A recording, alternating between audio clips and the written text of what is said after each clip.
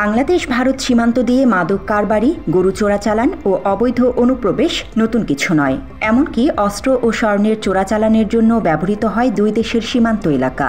এবার বাংলাদেশ ভারত সীমান্তের ভারতীয় অংশে 4টি গোপন বাংকারের খোঁজ পেয়েছে ভারতীয় সীমান্তরক্ষী বাহিনী বিএসএফ। গত শুক্রবার রাতে বিএসএফ সদস্যরা গোপন সূত্রে বাংকারের খবর পান। ওই দিন রাতেই বাংলাদেশ ভারত সীমান্তের ভারতীয় অংশে তল্লাশি অভিযান শুরু করে বিএসএফ। অভিযানের এক পর্যায়ে একটি আমবাগানে 4টি গোপন বাংকারের খোঁজ পায় ভারতীয় সীমান্তরক্ষী বাহিনী। তবে সেই বাংকার থেকে কোনো অস্ত্র, গোলাবারুদ নয়, উদ্ধার হয়েছে প্রচুর পরিমাণে নিষিদ্ধ ফেন্সিডিল। ঘটনাটি ঘটেছে পশ্চিমবঙ্গের নদিয়া জেলার কৃষ্ণগঞ্জের মাঝদিয়া এলাকায়।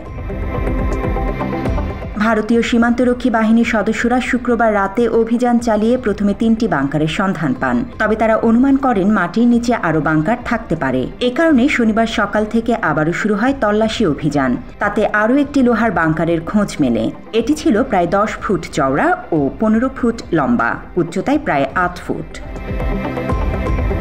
লোহার বাংকারগুলোর খোঁজ পাওয়ার পর ভারতীয় সীমান্তরক্ষী বাহিনী ও কৃষ্ণনগর পুলিশ যৌথভাবে তল্লাশি শুরু করলে সেখান থেকে প্রচুর পরিমাণে ফেন্সিডিল উদ্ধার করে। পরে ক্রেন এনে লোহার বাংকারগুলো তুলে ফেলা হয়। এসব বাংকার থেকে আনুমানিক 1,40,58,000 রুপির ফেন্সিডিল উদ্ধার করা হয়েছে।